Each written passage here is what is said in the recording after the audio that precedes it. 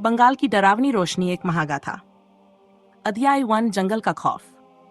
बंगाल के दक्षिणी हिस्से में बसे छोटे से गांव मया मड्यूरुज में रात का अंधेरा हमेशा कुछ ज्यादा ही भारी लगता था। गांव के बुजुर्ग अक्सर कहते, इस जंगल में कदम मत रखना, ये जंगल जीते जागते लोगों की कब्रगाह है। लेकिन ये चेतावनी गांव में नए आए पत्रकार आकाश मिश्रा को रोक नहीं पाई। आकाश एक साहसी और जिज्ञासु पत्रकार था, जो अपनी कहानियों में रहस्य और रोमांच को पिरोने के लिए जाना जाता था। गांव वालों की बातों ने उसकी जिज्ञासा को और बढ़ा दिया। लाल रोशनी की कहानियां, जंगल की अजीबोगरीब चीखें और चांदपुर हवेली के किस्से, ये सब उसे खींच रहे थे। उसने फैसला किया कि वह जंगल की सच्चाई को अपने कैमरे में कैद करेगा। अध्याय 2 जंगल में पहला कदम। रात के करीब 11 बजे आकाश अपने कैमरे और टॉर्च के साथ जंगल की ओर बढ़ा। रास्ते में पेड़ों की टहनियां अजीब तरीके से हिल रही थीं, जैसे हवा नहीं बल्कि कोई अदृश्य शक्ति उन्हें हिला रही हो। जैसे ही उसने जंगल में कदम रखा, एक अजीब सी ठंडक ने उसे घेर लिया। आकाश ने महसूस किया कि वह किसी दूसरी दुनिया में आ गया है।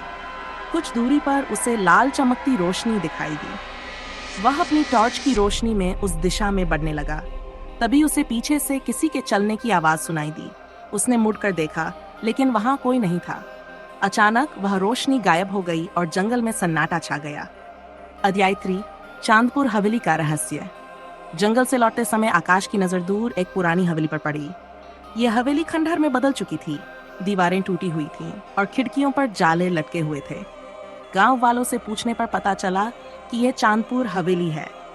एक समय में यह राजा चंदन किशोर का महल हुआ करती थी, लेकिन राजा की रहस्यमयी मौत के बाद यह हवेली वीरान हो गई। गांव के लोग कहते थे कि रात के समय यहाँ रानी वसुधा की आत्मा भटकती है। अध्याय 6 मोहिनी का शक। गांव में आकाश की मुलाकात मोहिनी नाम की लड़की से हुई। मोहिनी गांव की सबसे खूबसूरत और रहस्यमयी महिला थी। उसकी आंखों में एक गहरी उदासी थी जो आकाश को परेशान कर रही थी। एक दिन मोहिनी ने आकाश से कहा, तुमने जंगल में कदम रखकर गलती की है। वहां जो रोशनी तुमने देखी वह आत्माओं की पुकार है। अब तुम्हें सच्चाई जाननी होगी, लेकिन यह सफर आसान नहीं होगा। मोहिनी के शब्दों ने आकाश को हैरान कर दिया। उसने महसूस किया कि मोहिनी इस जंगल और आत्माओं के रहस्य को गहराई से जानती है। अध्याय 5 भैरवनाथ साधु से मुठभेड़।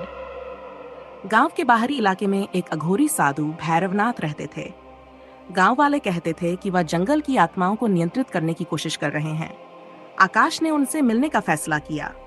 भैरवनाथ ने उसे चेतावनी दी, तूने जंगल की आत्माओं को छेड़ दिया है, अब वे तुझे नहीं छोड़ेंगी। ये रोशनी आत्माओं की शक्ति है जो उन्हें श्राप में बांधे हुए है। आकाश ने पूछा, इस श्राप का कारण क्या है? भैरवनाथ ने गंभीर स्वर में कहा, यह जंगल राजा चंदन किशोर के पाप का नतीजा है। उसने आत्माओं की शांति भंग की थी। अब वही आत्माएं इंसानों से बदला ले रही हैं। आत्माओं का अतीत। भैरवनाथ ने आकाश को राजा चंदन किशोर के बारे में बताया। करीब 200 साल पहले राजा ने जंगल में एक प्राचीन गुफा की खुदाई करवाई थी। गुफा के अंदर उन्हें एक मंदिर मिला जहां विचित्र मूर्तियां और शिलालेख थे। अघोरी साधु ने राजा को चेतावनी दी थी, यह स्थान अपवित्र है, इसे छेड़ना मत। लेकिन राजा ने उसकी बातों को अनसुना कर दिया। गुफा की खुदाई के बाद गांव में अजीब घटनाएं होने लगीं। मजदूर गायब होने लगे और हवेली में अजीब चीखें सुनाई देने लगीं। एक रात राजा की मौत हो गई। उसके बाद रानी वसुधा ने भी आत्महत्या कर ली। उनकी मौत के बाद से जंगल और हवेली श्रापित हो गए।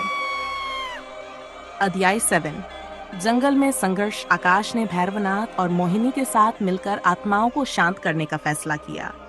उन्होंने जंगल के अंदर उस गुफा तक पहुंचने की योजना बनाई। गुफा के अंदर का दृश्य भयावह था। चारों ओर पुरानी हड्डियां और राख बिखरी हुई थीं। गुफा के केंद्र में एक अजीब मूर्ति रखी थी, जिसके चारों ओर लाल रोशनी चमक रही थी। जैसे ही उन्होंने मूर्ति के पास कदम रखा, आत्माओं ने हमला शुरू कर दिया।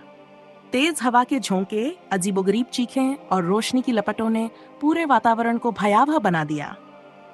अध्याय 8 बलिदान और मुक्ति।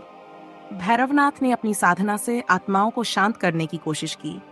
उन्होंने अपने मंत्रों से मूर्ति को नष्ट कर दिया, लेकिन आत्माओं को शांत करने के लिए उन्हें अपनी जान कुर्बान करनी पड़ी। आकाश और मोहिनी ने देखा कि आत्माओं की लाल रोशनी धीरे धीरे गायब हो रही है। गुफा में शांति छा गई। अध्याय 9।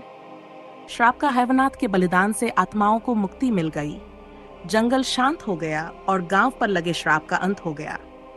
मोहिनी ने आकाश से कहा, तुम्हारे साहस और साधु बाबा के बलिदान ने हमें इस श्राप से बचा लिया। अब ये गांव और जंगल पहले जैसा शांत हो जाएगा। आकाश ने गांव को अलविदा कहा, लेकिन उसके कैमरे में कैद हुई घटनाएं हमेशा उसकी यादों में बनी रहीं।